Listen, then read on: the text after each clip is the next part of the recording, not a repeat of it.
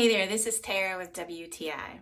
I am really loving this ANZA Stimulating Conditioner. I like to use it along with the shampoo, and then when I go to put on the conditioner, I like to leave it on for a little while, at least 5 minutes, while I'm doing my other things in the shower. And something that I noticed as soon as I get out of the shower, my hair already feels silky and smooth and healthy. And then when I blow dry it, I notice how easy it is to be able to use the blow dryer on my hair. Afterwards, if I decide to style it, it doesn't matter if I'm going to straighten my hair or if I want to be able to put some curls into it.